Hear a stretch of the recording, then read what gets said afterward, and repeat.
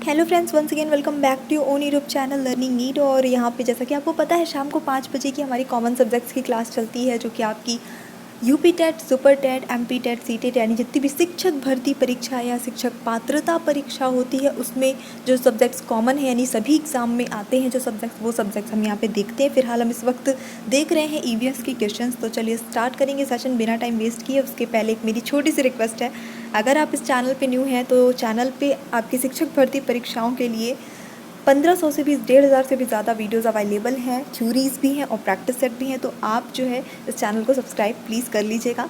सो ये स्टार्ट करेंगे सेशन।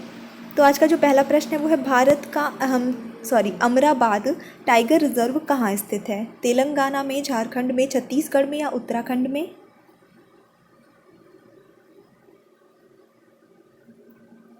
चलिए देख लेते हैं। सही उत्तर जो होता है इस प्रश्न के लिए वो होता है आपका ऑप्शन नंबर ए, तेलंगाना में स्थित है। कुनैन औषधि का वानस्पतिक स्रोत है क्या? यानी कुनैन औषधि हमें इनमें से किससे मिलती है? मेथा, कोको, सिनकोना, पोस्ता।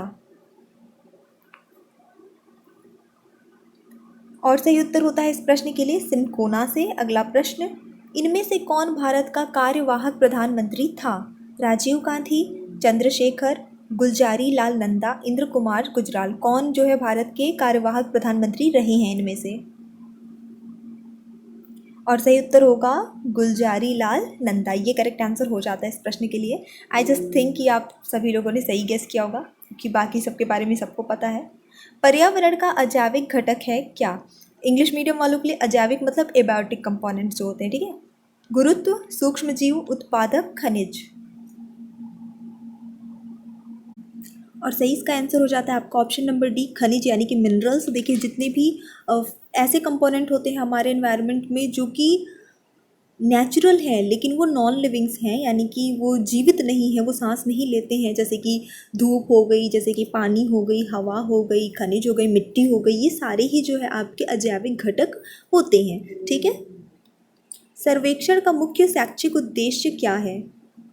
स्थानीय आवश्यकताओं का समाधान ढूंढना, शिक्षण को व्यवहारिक एवं उपयोगी बनाना, छात्रों में वैज्ञानिक दृष्टिकोण के विकास करना, या फिर ये सभी।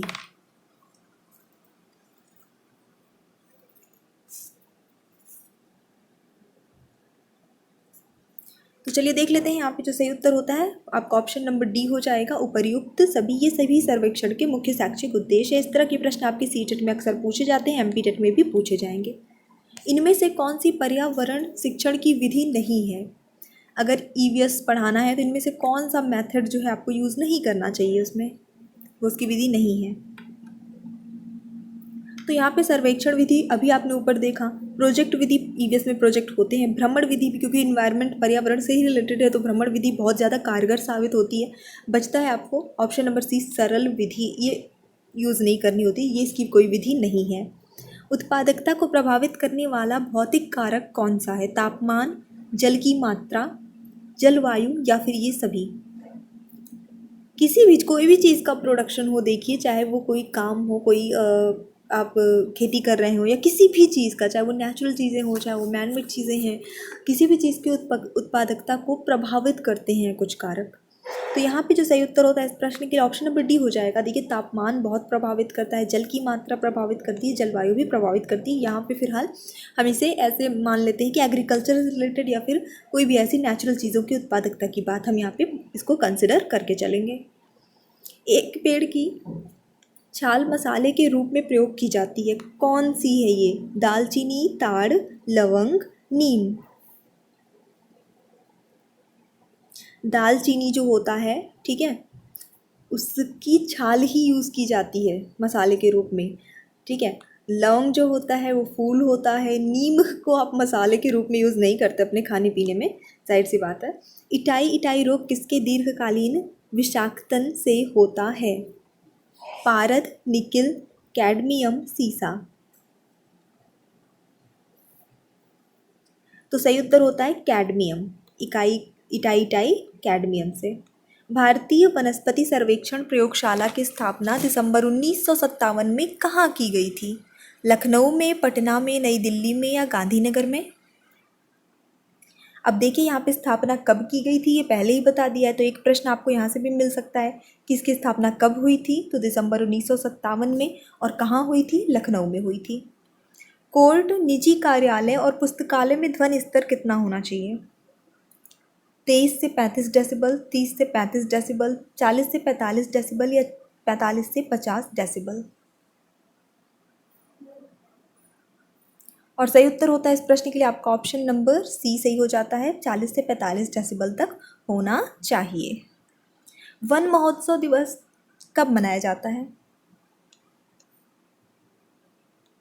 तो सही उत्तर होता है यहाँ पे आपका ऑप्शन नंबर है 1 जुलाई को मनाया जाता है। ये करीब 1 सप्ताह तक चलता है, वन महोत्सव सप्ताह जिसे हम कहते हैं, 7 तारीख तक चलता है।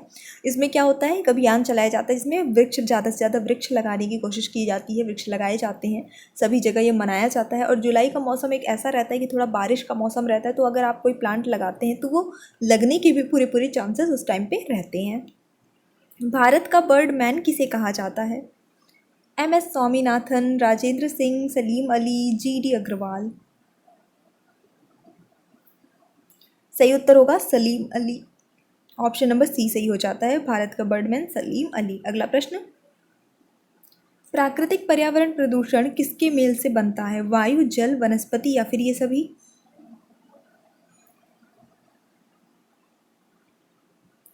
तो यहाँ पे जो सही उत्तर होता है इन सभी के मेल से बनता है, तो ऑप्शन नंबर डी सही हो जाता है। हाइड्रोपोनिक्स क्या है? मृदा विहीन कृषि, सूक्ष्म कृषि, झूम कृषि या फिर प्रस्तर कृषि? हाइड्रोपोनिक्स, जैसा कि नाम से ही समझ में आ रहा है, हाइड्रो लगा है, हाइड्रो मतलब पानी, जहाँ पे भी हाइड्रो शब्द जुड़े समझ लीजिए पानी से संबंधित बात है। तो हाइड्रोपोनिक्स जो है मृदा विहीन कृषि होती है, जिसमें बिना मिट्टी की कृषि की जाती है पानी की हेल्प से, ठीक है। अब इसका और आप ज़्यादा आप लोगों ने ये चीज़ नहीं देखी होगी, क्योंकि हमारे यहाँ बेसिकली ऐसा कम होता है, मिट्टी पर्याप्त है और यूज़ की जाती है। लेकिन घर में एक एग्जांपल आपने देखा होगा कि बहुत लोग पानी में जो है मनी प्लांट लगाते हैं, ठीक है, पानी में लगाते हैं, इसमें मिट्टी नहीं रहती है, बट वो ग्रो करता है, रहता है, लगा रहता है। तो आप ऐसे, ये मैंने एक छोटा सा एग्जांपल दे दिया है, जो मृदा विहीन, इसे कृषि तो नहीं कहेंगे मनी प्लांट लगाने को, लेकिन यस प्लांटेशन कह सकते हैं। अशोक महान ने पेड़ लगवाए थे किस लिए? पुण्यार्थ, लोकहितार्थ यानी पुण्य के लिए, लोकहित के लिए, सेवा के लिए या लाभ के लिए? अब देखिए ये होता है ईवीएस, मतलब हिस्ट्री में आ गए सीधे सीधे ईवीएस से हम, पर बात वही है, पेड़ लगाने की बात है एनवायरनमेंट से ही रिलेटेड। तो चलिए देखेंगे, सही आंसर होता है लोक हितार्थ, लोक के हित के लिए। पर्यावरणीय निश्चयवाद के प्रतिपादक हैं कौन? कार्ल रिटर, फ्रेडरिक रेडजल, डाउन्स, पोलर। सही आंसर होता है आपका ऑप्शन नंबर, इसको याद कर लीजिए, इंपॉर्टेंट क्वेश्चन है। पर्यावरणीय निश्चयवाद के प्रतिपादक कार्ल रिटर हैं, इसको आपको याद रखना है। विश्व का कौन सा द्वीप केवल पक्षियों के लिए प्रसिद्ध है? मालदीव, सागर द्वीप, करजन द्वीप या फिर नजरा द्वीप? और सही आंसर होगा ऑप्शन नंबर सी, करजन द्वीप। भारत का पहला राष्ट्रीय उद्यान कौन सा है? शायद ये मैंने कल की क्लास में बताया भी था आपको। कार्बेट राष्ट्रीय उद्यान, दुधवा राष्ट्रीय उद्यान, नामदफा राष्ट्रीय उद्यान, राजाजी राष्ट्रीय उद्यान?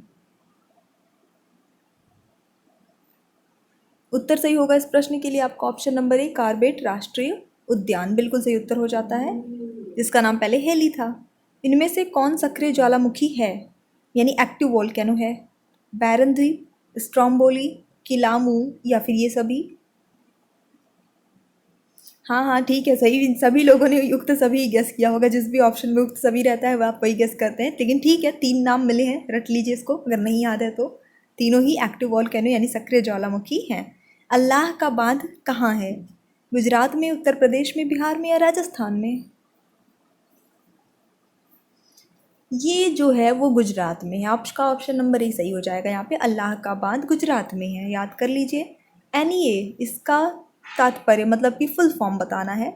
National environment authority, not engineering act, national environment act और नेशनल इकोनॉमिक्स एक्ट। कुछ तो कॉमन सेंस लगा के आप इसे सॉल्व कर लेंगे। जैसे कि हम EVS पढ़ रहे हैं तो इन्वायरमेंट से ही रिलेटेड होगा, इंजीनियरिंग और इकोनॉमिक्स से रिलेटेड नहीं होगा। तो बिल्कुल आपका ऑप्शन जो है यहाँ पे सही जाता है ए, नेशनल एनवायरनमेंट अथॉरिटी, NEA का फुल फॉर्म होता है। विश्व विरासत सूची में इनमें से कौन शामिल है? पश्चिमी घाट यानी वेस्टर्न घाट, मानस राष्ट्रीय उद्यान, सुंदरवन राष्ट्रीय उद्यान या फिर ये सभी विश्व विरासत सूची में, वर्ल्ड हेरिटेज लिस्ट में। तो यहाँ पे आपका सही आंसर होगा ऑप्शन नंबर डी, उक्त सभी, ये सभी शामिल हैं। भारत का सबसे बड़ा हॉट स्पॉट है कौन सा? इंडो वर्मा, पश्चिमी घाट, पूर्वी घाट, इनमें से कोई नहीं। और सही आंसर होगा इस क्वेश्चन के लिए आपका option number A, Indo Verma, ये सही आंसर हो जाता है। अगला प्रश्न देख लेंगे। शिवपुरी अभयारण्य कहाँ पर है? बिहार, गुजरात, मध्य प्रदेश, कर्नाटक। सही आंसर होगा मध्य प्रदेश में है शिवपुरी अभयारण्य। ये एक प्रश्न इस तरह से ज़रूर पूछा जाता है अभयारण्य वगैरह से रिलेटेड।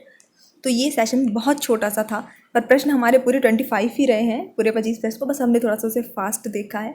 एंड ये सारे क्वेश्चन आई जस्ट होप कि आपने याद कर लिए होंगे। अगर नहीं याद किए हैं तो प्लीज़ एक आध, अभी नहीं, 5, 6, 10, 15, 20 दिन बीतने के बाद एक बार फिर से आकर रिवीजन करिए और देखिए कि तब आपके कितने सही होते हैं, क्योंकि एग्ज़ाम आप अभी तुरंत देने नहीं जा रहे हैं। जब आप जाएंगे तब तक वो चीज़ें आपको याद होनी चाहिए, उसके लिए रिवीजन्स होने चाहिए। तो यस, इससे आप आकलन कर पाएंगे कि एक बार पढ़ी हुई चीज़ आपको कितनी याद रहती है। ठीक है, सो यस, वीडियो पसंद आया तो लाइक करिए, शेयर करिए, चैनल पे न्यू है तो सब्सक्राइब भी करिए। So thanks for watching, keep studying and bye bye.